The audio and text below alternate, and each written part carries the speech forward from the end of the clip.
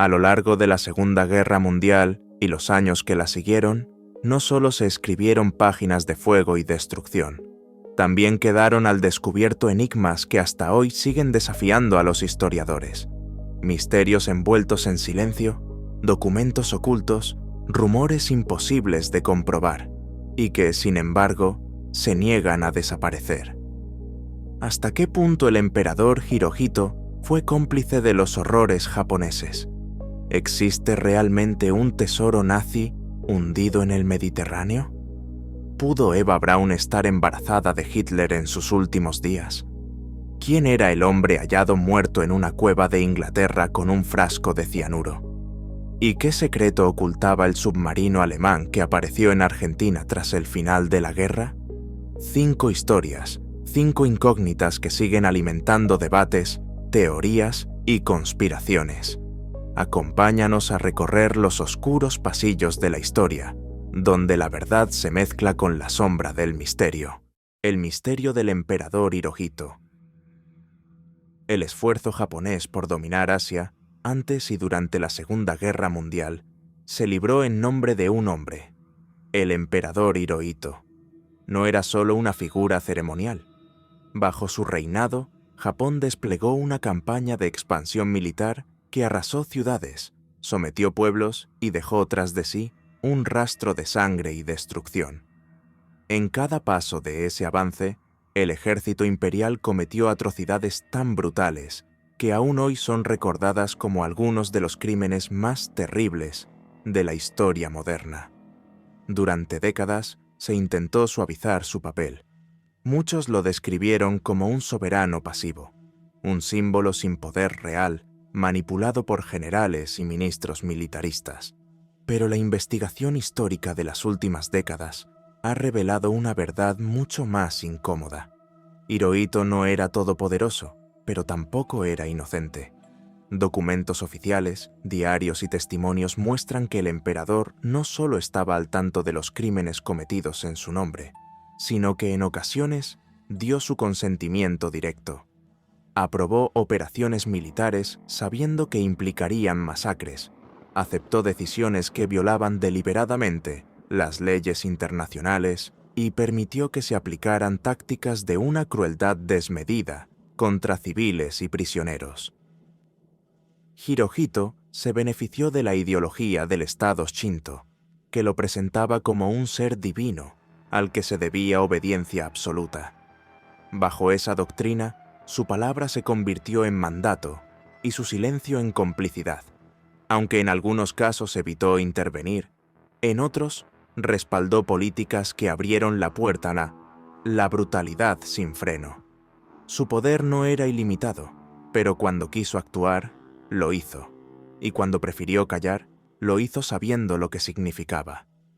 Así, lejos de ser una víctima de las circunstancias, Hirohito fue un actor con capacidad de decisión, un emperador que, sin ensuciarse las manos en el campo de batalla, cargó con la responsabilidad de haber permitido, y en ocasiones impulsado, el terror que acompañó a la expansión japonesa por Asia.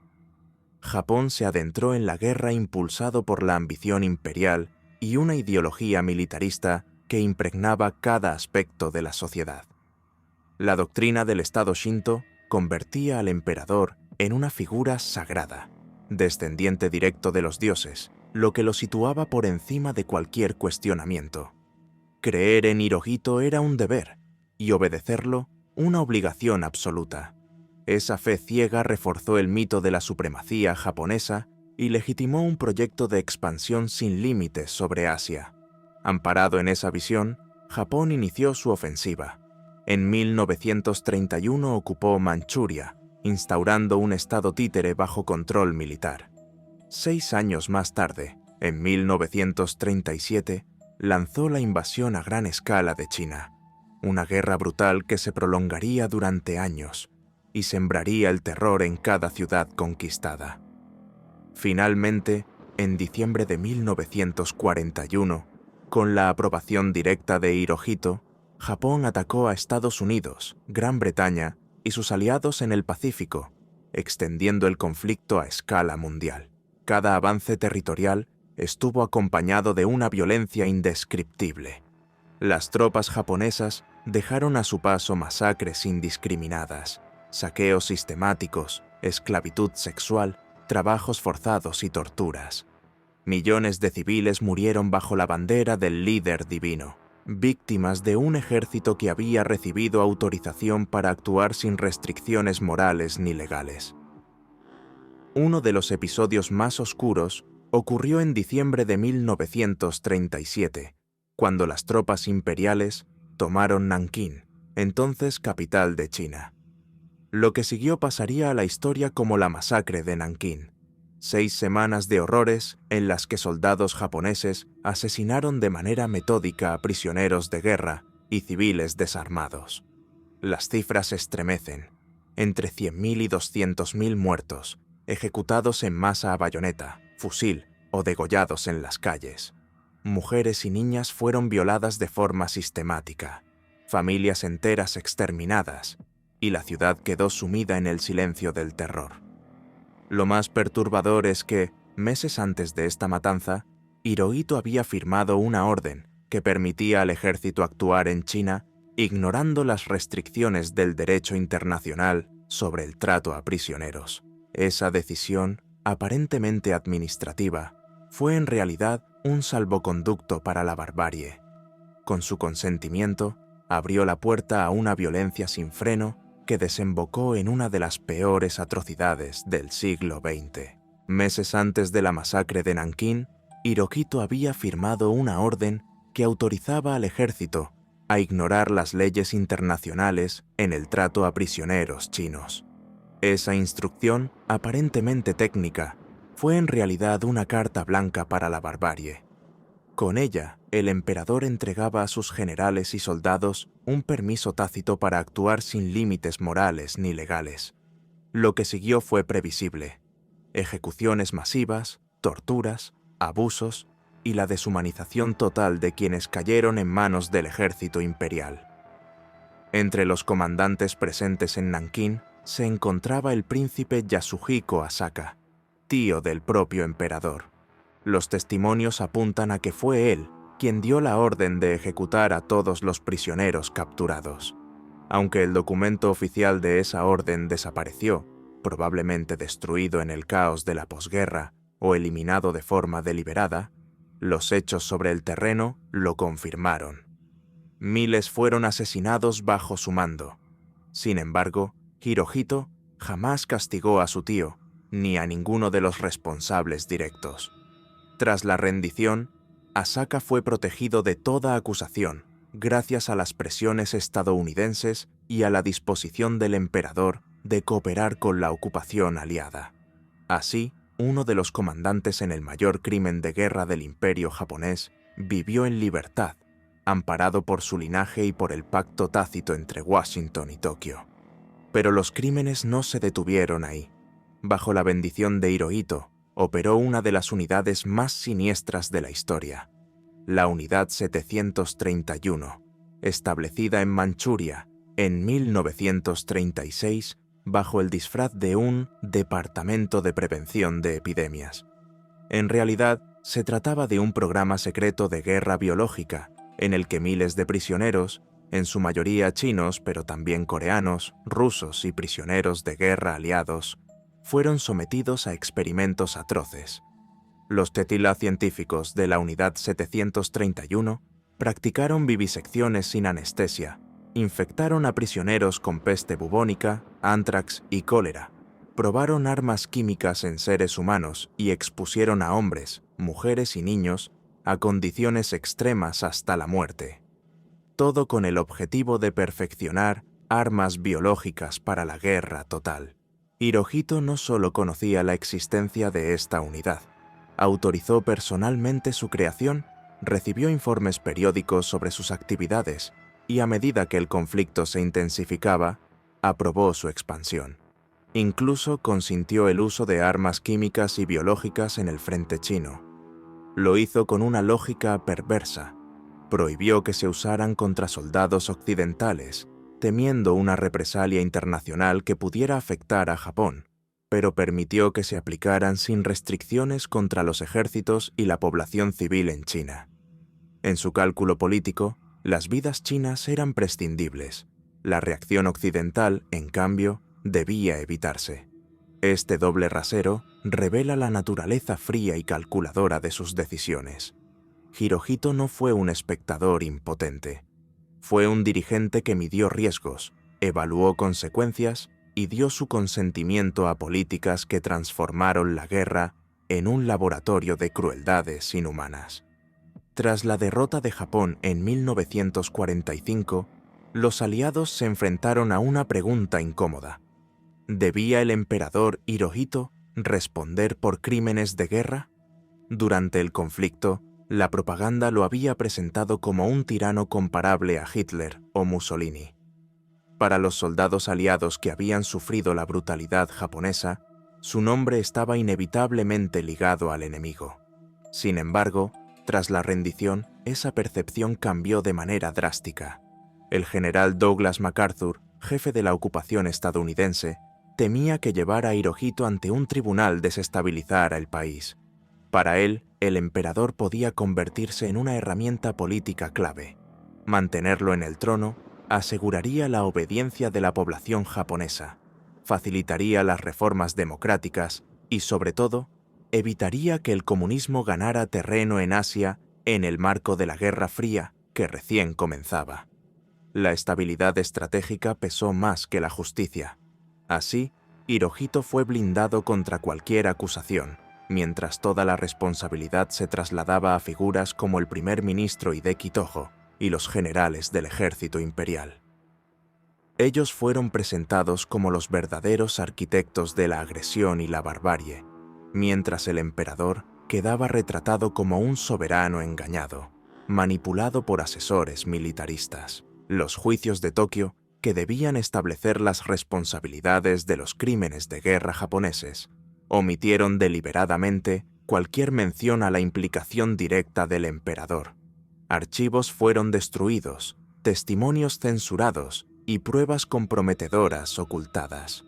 Los fiscales nunca lo llamaron a declarar. Los jueces nunca lo cuestionaron. La verdad se sacrificó en nombre de la conveniencia política. De esta manera, Hirohito emergió en el relato oficial como una figura casi inocente, un monarca benevolente arrastrado por las ambiciones de otros.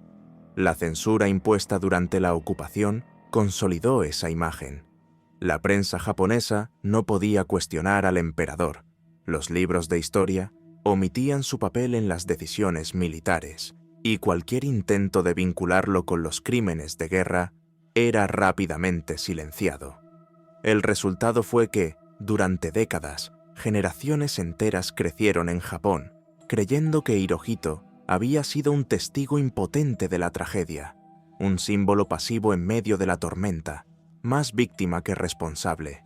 Solo con el paso de los años, y gracias a documentos desclasificados y nuevas investigaciones, comenzó a desmoronarse esa fachada cuidadosamente construida. En realidad, Hirohito nunca dejó de ser el emperador que, con su silencio o con su firma, ha avalado las decisiones que llevaron a Japón a una de las etapas más oscuras de su historia.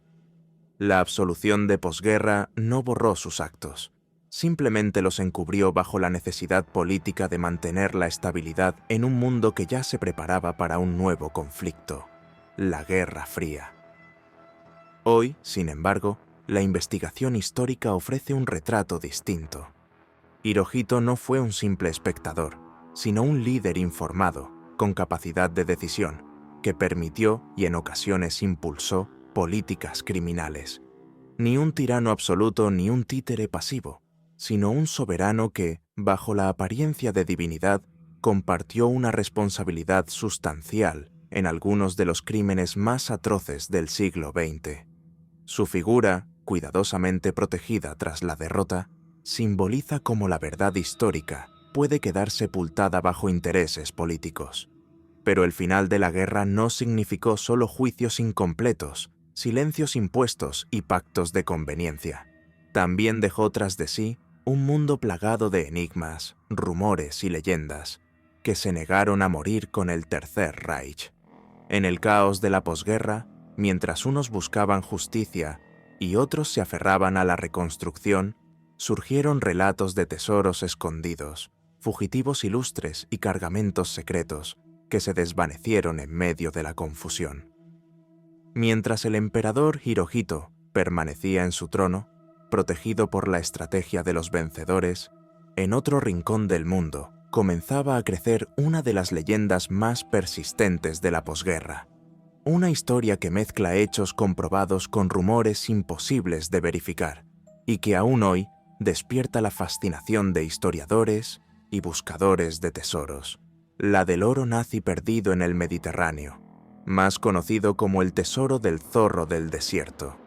Se trataba de un botín saqueado en el norte de África, cargado de oro, joyas y reliquias, que según los testimonios, nunca llegó a Alemania. Un cargamento misterioso, trasladado en secreto por oficiales de las SS y que, según la leyenda, fue hundido frente a las costas de Córcega para evitar que cayera en manos aliadas. Con el tiempo, aquel relato se convirtió en una de las historias más magnéticas de la posguerra. ¿Mito, exageración o un tesoro real todavía, esperando ser descubierto bajo las aguas del Mediterráneo? El tesoro del zorro del desierto. La historia comienza en Túnez, en 1943, mientras el Afrika Korps del mariscal Erwin Rommel sufría derrota tras derrota y retrocedía bajo la presión aliada, otro frente de crueldad se abría en paralelo. Las fuerzas de las SS, dirigidas por el coronel Walter Rauff, emprendieron una campaña despiadada contra la población judía local. No se trataba de batallas, sino de saqueos sistemáticos.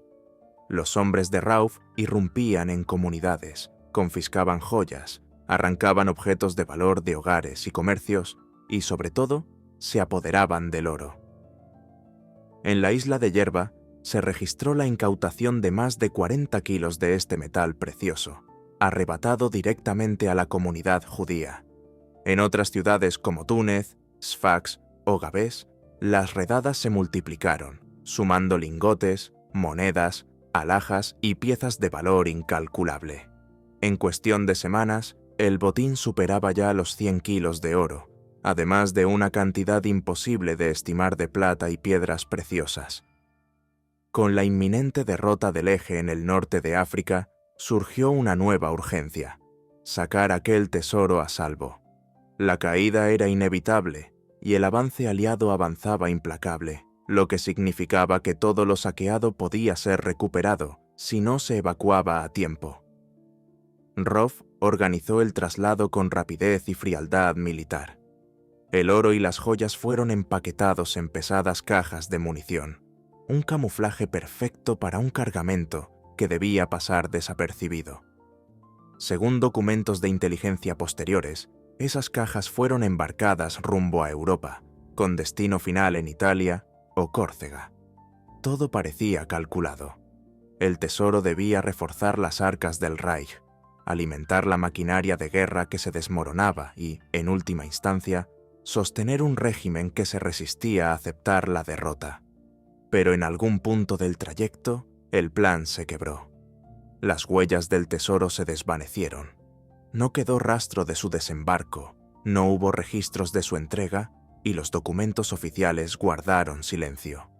El cargamento, tan real y tan meticulosamente saqueado, desapareció como si se lo hubiese tragado el mar. La leyenda cuenta que, frente a la costa de Córcega, un grupo de oficiales de las SS tomó una decisión desesperada. Hundieron en el mar 6 pesadas cajas, cargadas de oro, plata y joyas, el botín arrancado en Túnez. Para algunos, aquello fue un plan calculado: ocultar el tesoro bajo las aguas con la intención de volver a recuperarlo cuando la guerra ofreciera otra oportunidad. Para otros, fue un acto forzado por la urgencia. Un ataque aéreo enemigo los sorprendió en pleno trayecto, y para evitar que el cargamento cayera en manos aliadas, no tuvieron más remedio que arrojarlo al fondo del Mediterráneo. Lo cierto es que, desde ese momento, el rastro del tesoro desapareció por completo. Nunca más se supo del oro de Túnez. Ni informes oficiales, ni testimonios posteriores pudieron aclarar qué ocurrió con las cajas. Lo único que quedó fue un vacío de información que, como tantas veces en la historia, terminó alimentando un mito. El misterio no tardó en crecer. Aunque el mariscal Erwin Rommel, el célebre Zorro del Desierto, jamás tuvo participación directa en la operación, su nombre quedó inevitablemente asociado al tesoro. Tal vez porque fue durante su campaña africana cuando el botín se perdió.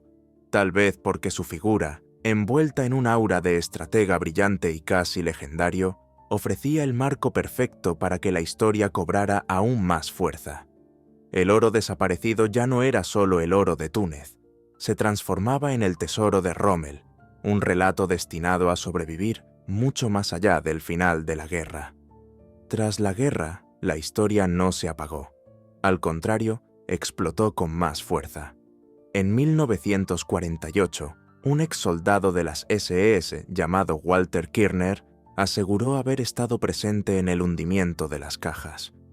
Para dar credibilidad a su relato, presentó incluso un mapa dibujado a mano que señalaba la supuesta ubicación del tesoro en las aguas de Córcega. La revelación provocó tal revuelo que las autoridades francesas organizaron expediciones de buceo en busca del cargamento. Sin embargo, tras largas horas de exploración bajo el mar, no hallaron absolutamente nada. El mito seguía intacto. Lejos de desvanecerse, la leyenda creció con el tiempo.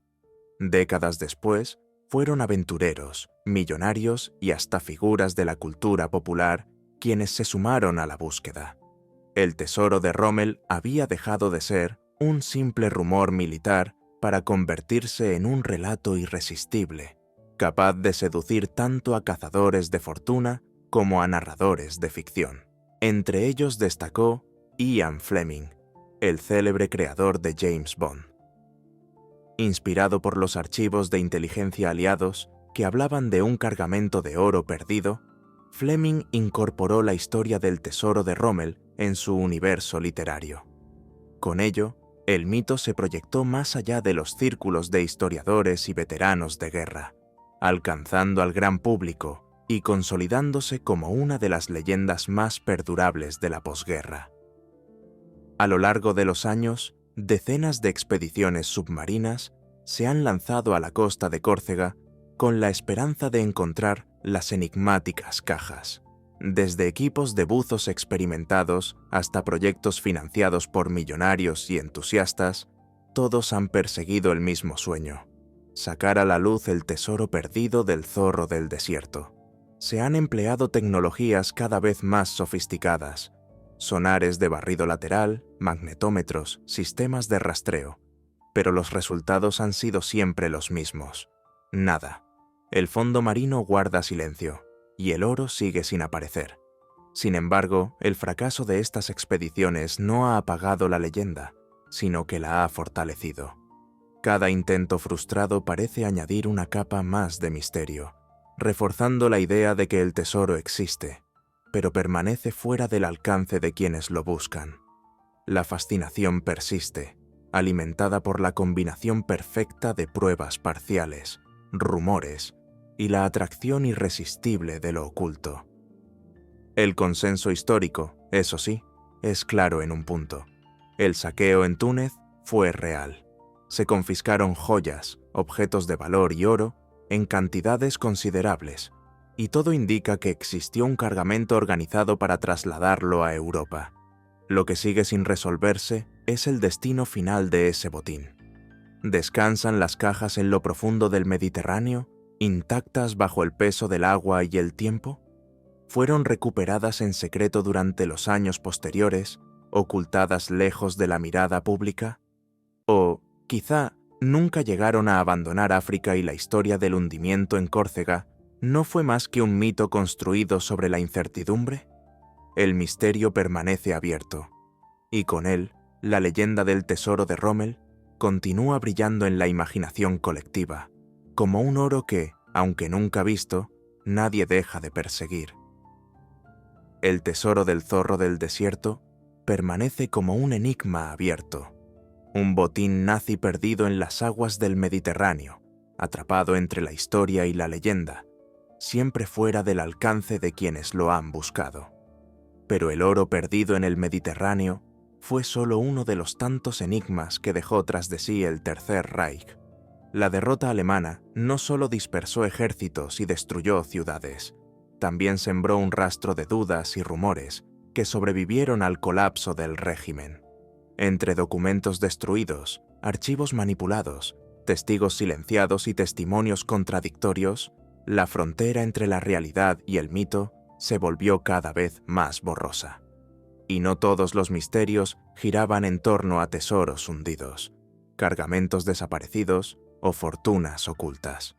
Algunos alcanzaban el corazón mismo del círculo íntimo de Hitler, allí donde lo privado se convertía en secreto de Estado y lo personal en rumor eterno. Uno de esos rumores nació en 1945, en los últimos días del Reich, en medio de las ruinas de Berlín, cuando el mundo esperaba noticias definitivas sobre el destino del dictador. Fue entonces cuando comenzó a circular una pregunta perturbadora, una duda que todavía hoy resuena en la memoria de la historia. ¿Estaba Eva Braun, la pareja de Hitler, embarazada cuando ambos murieron en el búnker? El embarazo de Eva Braun. En los días finales del Tercer Reich, cuando Berlín se desmoronaba bajo el estruendo de la artillería y los sótanos del poder se convertían en los últimos refugios, surgió un rumor que todavía hoy persiste. ¿Estaba Eva Braun embarazada cuando murió junto a Adolf Hitler en el búnker?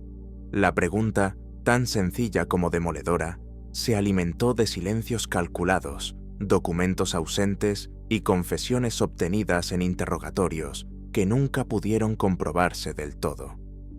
Para entender por qué esta idea prendió con tanta fuerza, es necesario detenerse en la figura de Eva Braun, o más bien en su ausencia pública.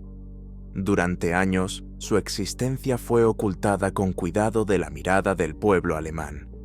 Ella vivía a la sombra, confinada a los pasillos privados de la Cancillería, a las residencias de montaña y a los márgenes de las pocas fotografías que sobrevivieron.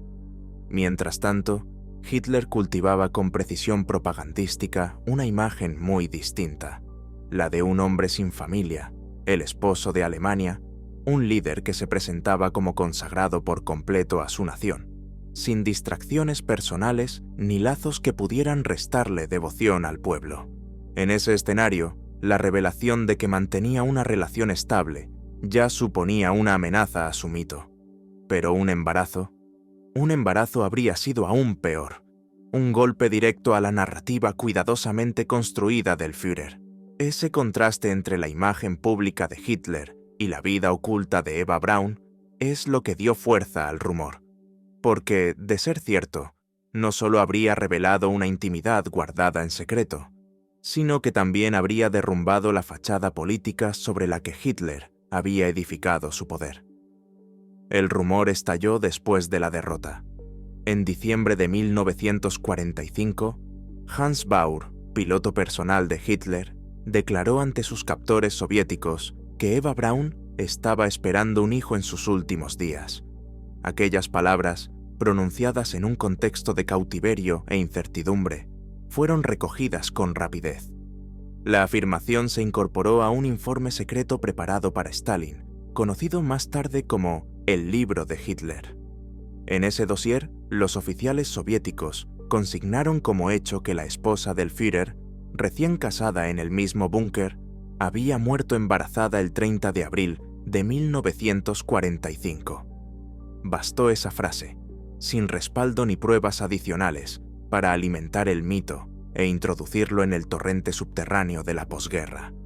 Pero más allá de esa declaración, no hubo nada sólido. Ninguno de los sobrevivientes del búnker, ni la comitiva que acompañó a la pareja en sus últimas horas, mencionó jamás un embarazo. Sus testimonios, detallados y coincidentes en otros aspectos, guardaron silencio absoluto sobre ese punto. El propio Baur tampoco volvió a sostener lo dicho. En sus memorias, escritas años después, relató su cercanía con Hitler y su papel como piloto, pero nunca repitió aquella afirmación. Ese gesto por sí solo resulta revelador. Lo que en 1945 pudo ser una confesión arrancada bajo presión, en tiempos de paz se convirtió en un recuerdo incómodo que prefirió no reiterar. El silencio se volvió aún más contundente con el paso del tiempo. Secretarias, asistentes, médicos, ordenanzas, todos los que formaban parte del círculo íntimo en aquellos últimos días coincidieron en callar lo mismo. Nunca hubo señales de un embarazo. Y cuando el silencio es total, justamente allí donde la intimidad habría dejado huellas inevitables, la hipótesis comienza a desmoronarse. El rumor sobrevivió, sí, pero cada ausencia de prueba fue debilitando su fuerza. El contexto refuerza la duda. En la noche del 28 al 29 de abril, en un acto cargado de tragedia y simbolismo, Adolf Hitler contrajo matrimonio civil con Eva Braun dentro del búnker. Apenas minutos después, dictó su testamento político y personal, un documento destinado a fijar con claridad su voluntad final. Y sin embargo, en esas páginas no aparece ninguna mención a un hijo, ni a un heredero por nacer, ni a disposiciones que protegieran a una supuesta madre gestante. Si Eva realmente hubiera estado embarazada, ese testamento habría sido el lugar natural para dejar constancia de ello. La ausencia es demasiado elocuente. También pesan las circunstancias materiales. En aquel refugio subterráneo, donde cada movimiento estaba vigilado y registrado por quienes compartían los últimos días del régimen, nada escapaba a la mirada de los presentes. La comida escaseaba, los médicos debían atender crisis nerviosas, heridas y suicidios con cianuro, y aún así no surgió un solo registro médico, ninguna prescripción, ningún control que apunte a un estado de gravidez. Un embarazo avanzado habría dejado huellas inevitables, consultas médicas, cuidados especiales, restricciones en la alimentación, confidencias entre el círculo cercano. Nada de eso aparece en los testimonios de quienes atravesaron esas jornadas finales. El silencio no es solo ausencia, en este caso, es prueba de que la afirmación carece de sustento. Si el embarazo hubiese existido, se habría filtrado en alguna palabra, en algún gesto, en algún registro.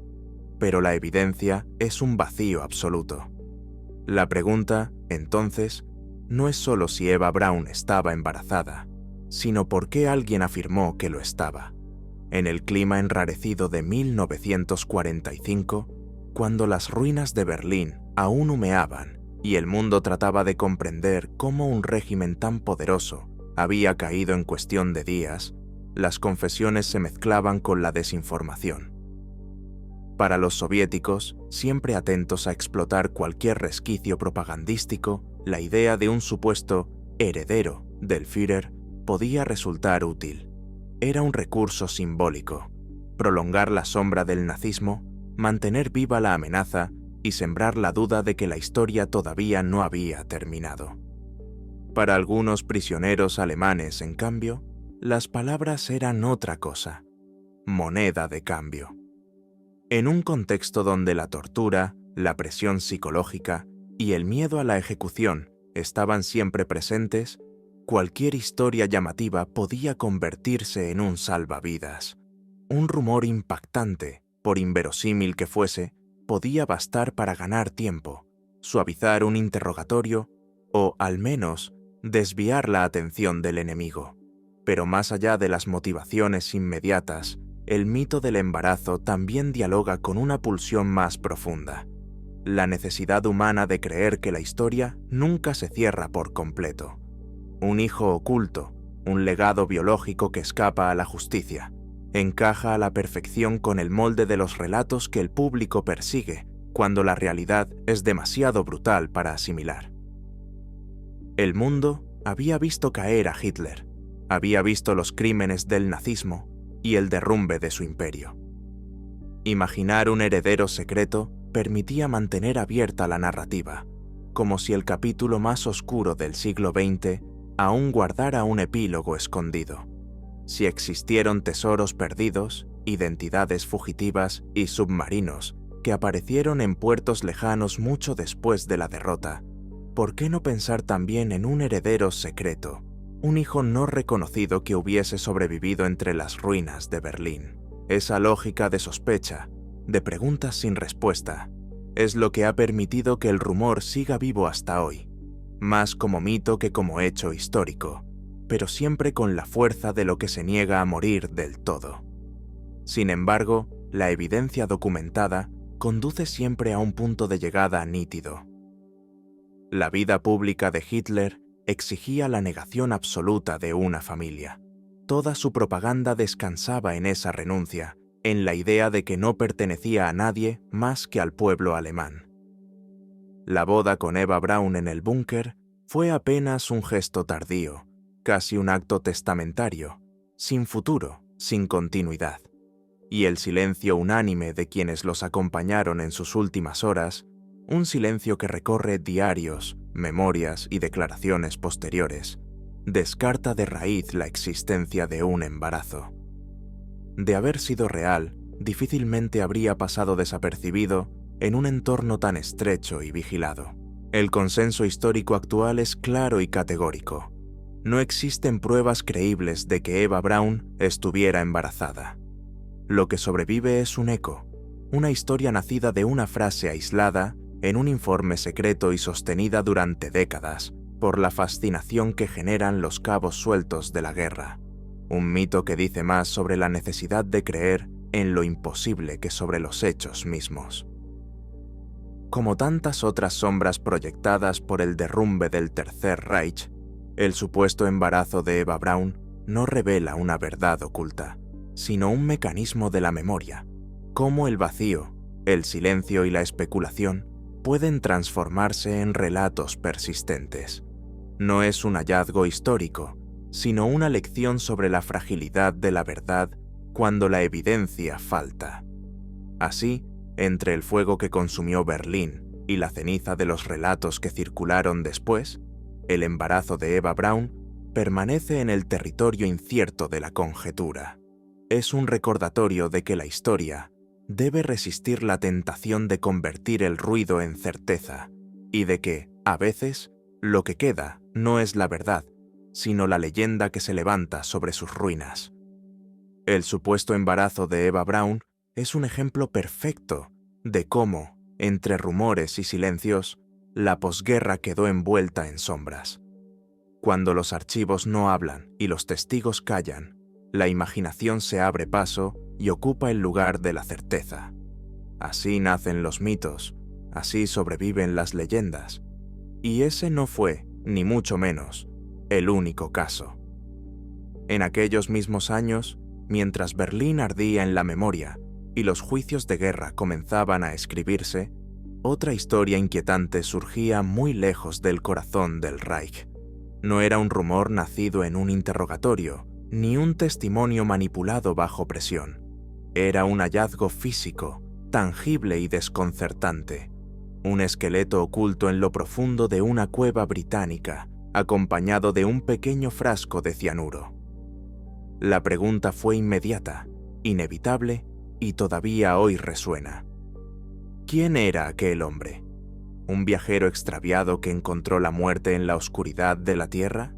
¿O un espía del Tercer Reich que nunca llegó a cumplir su misión en territorio enemigo? El esqueleto del espía en Yorkshire.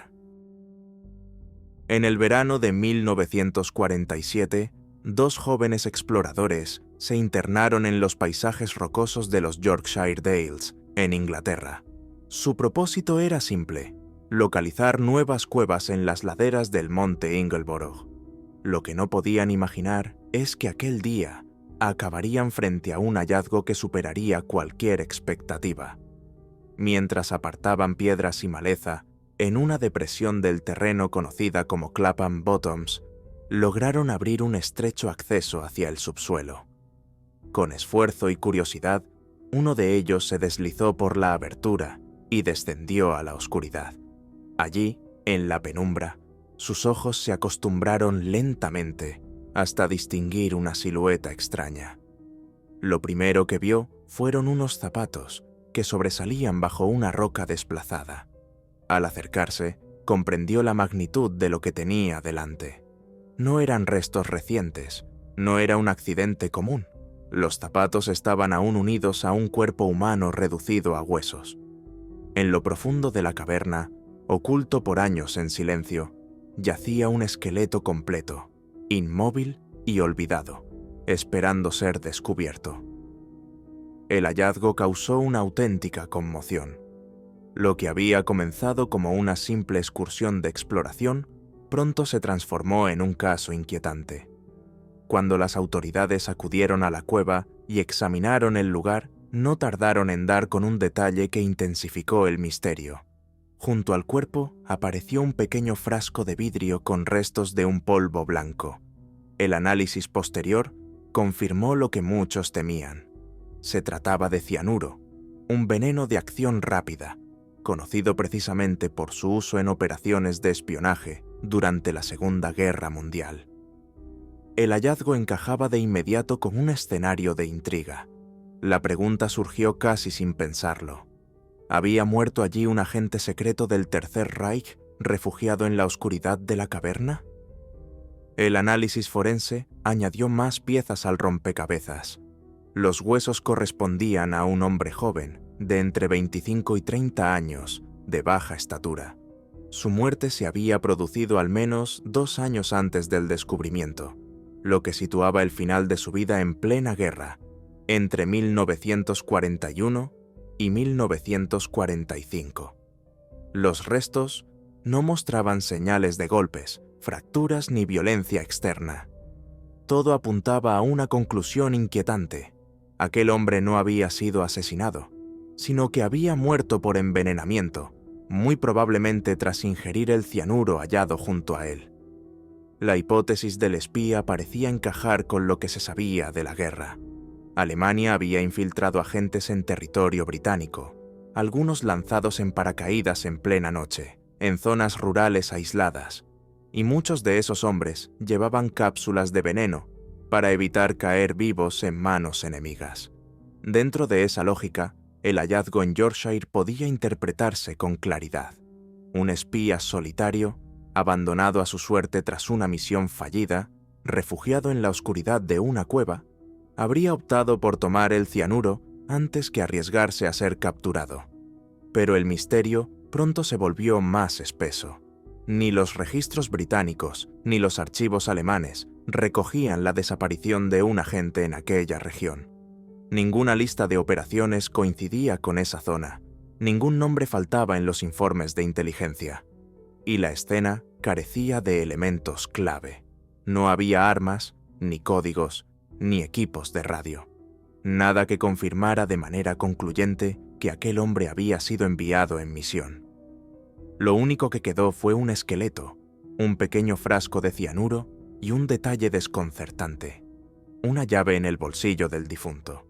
Una llave que nunca se logró asociar a ninguna cerradura y cuyo destino, hasta hoy, sigue siendo un enigma. La ausencia de pruebas definitivas no hizo más que alimentar las dudas. La hipótesis del espía seguía en pie, pero no era la única. ¿Y si aquel hombre no había sido un agente del Reich, sino un civil que, de algún modo, obtuvo cianuro por otras vías? ¿Y si la llave encontrada en su bolsillo correspondía a un escondite aún oculto en la región? ¿Un secreto enterrado que jamás llegó a ser descubierto? Preguntas como estas, sin respuesta clara, se acumularon con el paso de los años y convirtieron aquel hallazgo en una de las incógnitas más inquietantes de la posguerra británica. Lo que en 1947 fue un caso sin solución, hoy podría resolverse gracias a la ciencia. La tecnología actual ofrece herramientas que entonces eran inimaginables. Con técnicas modernas de extracción de ADN en huesos y dientes, sería posible obtener un perfil genético del hombre y rastrear a sus descendientes en bases de datos genealógicas, lo que permitiría ponerle nombre al esqueleto anónimo. El análisis isotópico de sus restos podría revelar dónde había nacido, qué tipo de dieta llevaba y si había recorrido grandes distancias antes de morir, datos que delimitarían con precisión su origen y sus movimientos. Incluso podría hacerse lo que en 1947 era imposible: buscar rastros químicos en sus huesos y tejidos para confirmar de manera concluyente si murió envenenado con cianuro. De ser así, se cerraría un capítulo abierto desde hace más de 70 años. El misterio de la cueva en Yorkshire, que durante décadas quedó atrapado entre la sospecha y el rumor, podría al fin resolverse con pruebas irrefutables. Hasta entonces, seguirá habitando el mismo terreno que tantos otros enigmas de la guerra, el espacio incómodo donde la verdad aún espera ser revelada. Si los huesos aún se conservan, quizá algún día el enigma del esqueleto en la cueva de Yorkshire encuentre una respuesta definitiva. Hasta entonces, la historia seguirá atrapada en un punto intermedio, oscilando entre la realidad documentada y la sospecha de espionaje. Un misterio silencioso, incrustado en la roca del norte de Inglaterra, que recuerda con fuerza una verdad incómoda. La guerra no terminó con la firma de la rendición, sino que dejó tras de sí un rastro de preguntas sin respuesta, heridas abiertas y secretos a medio enterrar. El esqueleto hallado en Yorkshire se convirtió en un símbolo de esos rastros ocultos que el conflicto sembró en todos los rincones del mundo. Restos anónimos, objetos enigmáticos, documentos perdidos, piezas de un rompecabezas que aún hoy esperan ser descifradas con nuevas miradas y nuevas herramientas. Y mientras tanto, su sola existencia mantiene vivo el eco de una época marcada por la violencia y la intriga. Sin embargo, no todos los enigmas de la posguerra permanecieron escondidos en cuevas remotas o en archivos sellados por la censura. Algunos irrumpieron en la superficie a plena luz del día, imposibles de ocultar, sorprendiendo al mundo entero con el simple hecho de hacerse visibles. Misterios que no surgieron del silencio, sino de la aparición repentina de aquello que no debía estar allí. Y uno de los más impactantes fue el de un submarino alemán que, contra toda lógica, emergió en la costa de Argentina meses después del colapso del Tercer Reich. Así ocurrió en julio de 1945, cuando un submarino alemán, el U-530, apareció de manera inesperada frente a la base naval de Mar del Plata, en la costa argentina. Su llegada desconcertó a todos. Habían pasado ya 2 meses desde la rendición incondicional del Tercer Reich. El mundo celebraba el final de la guerra más devastadora de la historia. Y sin embargo, aquel navío cruzó el Atlántico en silencio absoluto, como un fantasma que emergía del océano en el momento menos esperado. El desconcierto se transformó pronto en sospecha. ¿Por qué había viajado tan lejos? ¿Por qué había evitado rendirse en Europa, como hicieron la mayoría de los submarinos alemanes? ¿Qué los había impulsado a arriesgarse en un trayecto tan largo después de que la guerra ya estaba perdida? El U-530 no llegó vacío. Arrastraba consigo un cúmulo de rumores, preguntas y sospechas que marcaron para siempre su historia. La pregunta que todos se hicieron desde el primer instante fue inevitable. ¿Qué secretos traía en su interior aquel submarino? El misterio del submarino U-530, en Argentina. El 10 de julio de 1945, apenas 2 meses después de la rendición incondicional de la Alemania nazi, un submarino alemán emergió frente a la base naval de Mar del Plata, en Argentina. Se trataba del U-530, un sumergible del tipo 9C-40 que, en teoría, debía haberse entregado en Europa, igual que el resto de la flota derrotada. Pero no lo hizo. En lugar de rendirse en los puertos controlados por los aliados, cruzó el Atlántico y se presentó en un país lejano, neutralizado y muy lejos del escenario principal de la guerra. Su aparición dejó a todos perplejos. No era un simple retraso, ni una confusión administrativa. Era un acto que rompía toda lógica.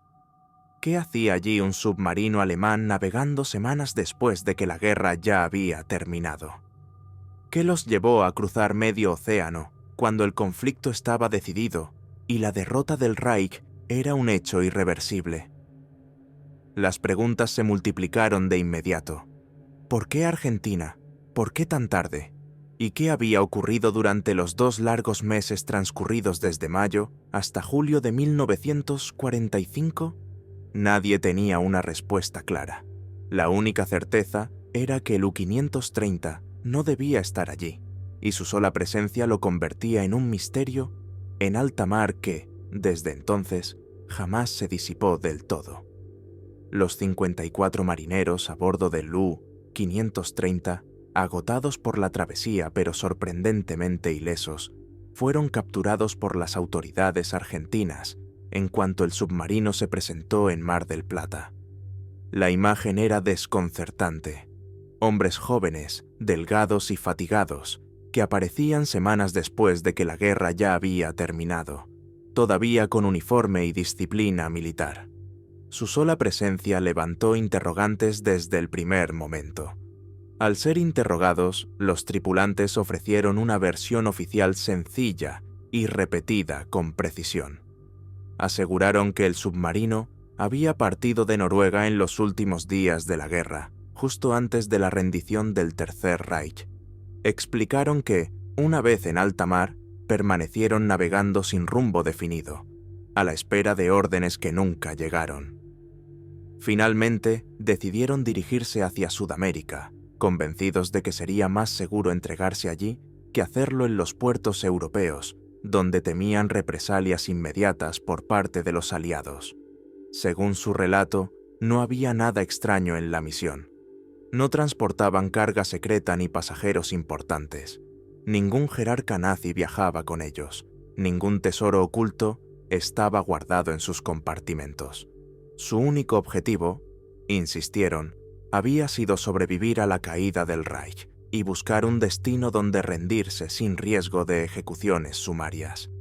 Era la versión que todos los marineros sostuvieron, palabra por palabra, ante las autoridades.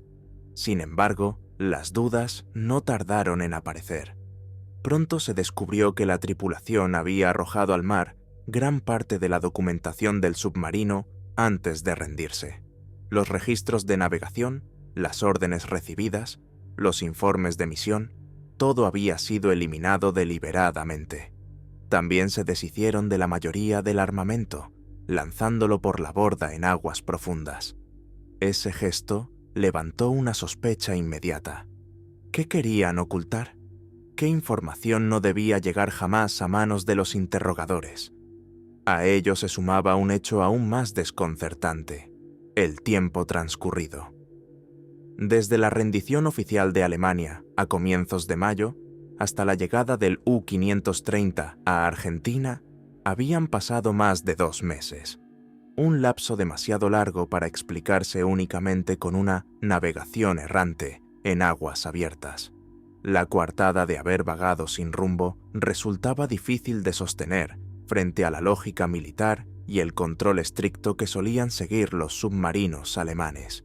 Así, lo que pudo haberse interpretado como una simple rendición atrasada terminó convirtiéndose en un enigma cargado de sospechas. ¿Habían cumplido una misión secreta antes de entregarse? ¿Habían desembarcado pasajeros o cargamentos en algún punto del viaje? ¿O todo era parte de un plan más amplio que nunca salió a la luz? El silencio de la tripulación y la ausencia de pruebas documentales dejaron abiertas todas estas preguntas, que desde entonces han alimentado el misterio en torno al U-530. Los rumores no tardaron en multiplicarse. Apenas se conoció la llegada del U-530, comenzaron a circular versiones cada vez más inquietantes sobre su verdadera misión. Algunos sostenían que el submarino había servido como transporte secreto para jerarcas nazis, desembarcados discretamente en la Patagonia o en otros puntos aislados de Sudamérica antes de presentarse en Mar del Plata. Esta teoría explicaba tanto el retraso en la rendición como la desaparición de documentos y armamento. todo habría sido eliminado para borrar las huellas de aquel desembarco clandestino. Otros relatos apuntaban en una dirección diferente, pero igual de intrigante. Según estas versiones, el U-530 no llevaba pasajeros ilustres, sino tesoros saqueados en Europa, cargamentos de oro, obras de arte y reliquias que el régimen nazi había acumulado durante años y que nunca aparecieron en los registros oficiales tras la derrota. El submarino, de acuerdo con esta hipótesis, habría sido parte de una red secreta destinada a ocultar el botín en territorios seguros, fuera del alcance de los aliados. La teoría más osada, y al mismo tiempo la más repetida por la imaginación popular, fue aún más lejos. Decía que entre los pasajeros ocultos del U-530 viajaban nada menos que Adolf Hitler y Eva Braun, quienes habrían escapado de Berlín en los últimos días de la guerra. En este relato, la pareja no se habría suicidado en el búnker, sino que habría encontrado refugio en América Latina, tras un largo viaje en submarino. Era una hipótesis sin pruebas, pero con un magnetismo irresistible, capaz de atrapar titulares y alimentar conspiraciones durante décadas. Las autoridades estadounidenses y británicas tomaron en serio estas posibilidades. La tripulación del U-530 fue sometida a interrogatorios exhaustivos con la intención de encontrar la menor grieta en su historia oficial. Sin embargo, nunca se logró comprobar nada. Ningún nombre de alto rango fue confirmado. Ningún cargamento apareció en los registros. Oficialmente, el U-530 no era más que un submarino rezagado que había decidido rendirse lejos de casa, en un puerto remoto. Pese a esa versión oficial, el misterio no desapareció. Los informes de interrogatorio revelaron contradicciones en las declaraciones de los marineros, pequeñas inconsistencias que sugerían que algo había quedado oculto. No era suficiente para acusarlos de una misión encubierta, pero sí para mantener abierta la sospecha. Así, entre vacíos de información y respuestas imprecisas, el enigma del U-530 nunca se disipó por completo. El submarino quedó marcado como un símbolo de las sombras que acompañaron al final de la guerra. Historias que se movían entre el hecho comprobado y la especulación. Relatos imposibles de verificar, pero demasiado poderosos para desaparecer. Y como tantas otras leyendas nacidas en aquel tiempo, el misterio del U-530 se mantuvo vivo, alimentado por el silencio de sus protagonistas y por la fascinación que despierta todo lo que el Tercer Reich pudo haber ocultado en su caída. El episodio ganó aún más fuerza pocas semanas después, cuando otro submarino alemán, el U-977, emergió también en Mar del Plata tras un viaje muy similar. La coincidencia resultó imposible de ignorar. Dos submarinos, llegados al mismo puerto sudamericano en tan corto intervalo de tiempo, reforzaban la idea de que no se trataba de simples huidas improvisadas, sino de una operación más amplia y planificada. La sospecha de que existía una red secreta para trasladar hombres, cargamentos o información desde Europa hasta América tomó cuerpo con rapidez. Con el paso de los meses, tanto los marineros del U-530 como los del U-977 fueron repatriados a Alemania. Una vez en casa, se aferraron a la misma versión que habían sostenido desde el primer día, que no transportaban nada, ni personas ni cargamento especial, y que solo buscaban un lugar donde rendirse sin peligro. Esa narrativa nunca cambió, ni siquiera décadas después, cuando ya no corrían riesgos y podían hablar con libertad. Su silencio uniforme, paradójicamente, no disipó las dudas, sino que las mantuvo vivas. El misterio se sostuvo gracias a la ausencia de pruebas. La documentación del submarino había sido destruida antes de su rendición, y la falta de registros concretos abrió espacio a todo tipo de conjeturas. En la posguerra, donde el caos, los documentos falsificados y las rutas de escape nazis eran una realidad, cada vacío se llenaba con sospechas, y el U-530, con su viaje inexplicable y su llegada tardía, era un terreno fértil para ellas. En Argentina, además, la historia encontró un eco particular.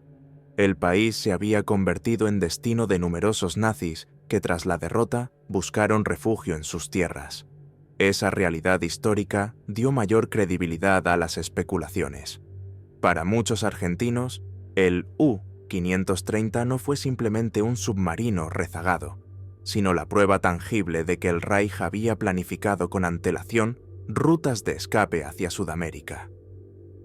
El misterio dejó de ser un rumor extranjero para transformarse en parte de la memoria local.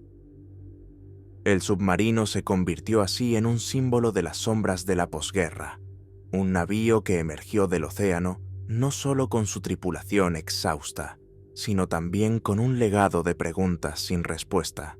Y esas preguntas, alimentadas por la imaginación popular y la historia real de nazis refugiados en Sudamérica, siguen abiertas hasta hoy, atrapando a investigadores, periodistas y curiosos que aún buscan en el U-530 una verdad que nunca terminó de salir a flote.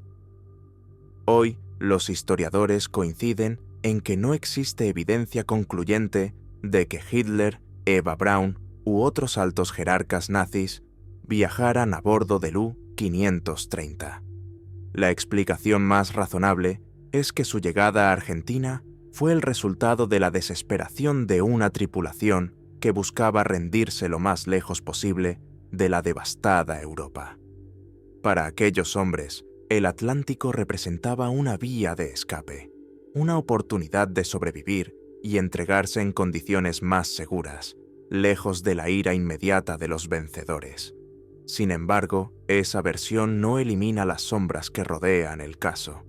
El hecho de que los marineros destruyeran toda prueba documental antes de entregarse y que la travesía quedara marcada por lagunas temporales imposibles de explicar con claridad alimenta la sospecha. La historia oficial puede cerrar el expediente, pero las grietas que dejó abiertas siguen invitando a la duda. Por eso, el U-530 no quedó en la memoria únicamente como un submarino que llegó tarde a la rendición.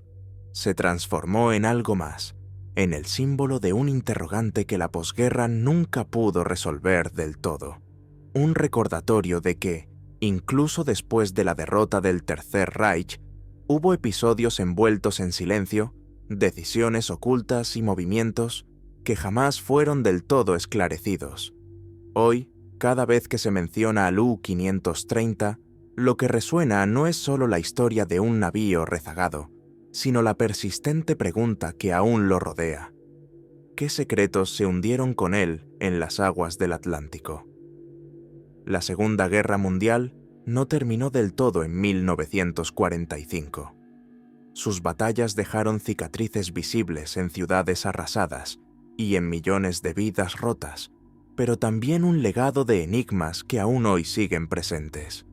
Un emperador que fue protegido de la justicia, un tesoro nazi que desapareció en las profundidades del Mediterráneo, un embarazo imposible en los últimos días de Hitler, un esqueleto anónimo oculto en una cueva británica y un submarino fantasma que cruzó el Atlántico en silencio.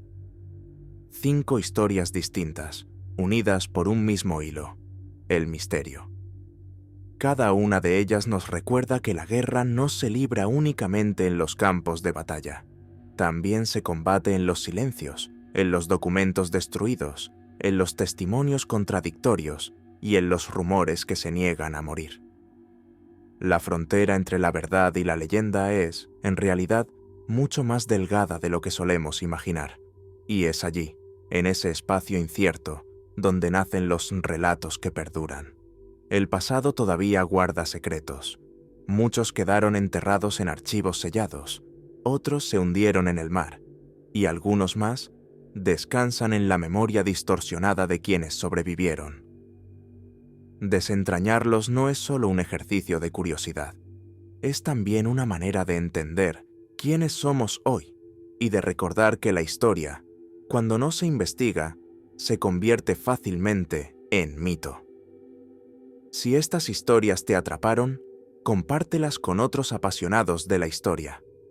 Mantén viva la memoria de estos enigmas para que no se pierdan en el olvido. Suscríbete para no perderte los próximos episodios.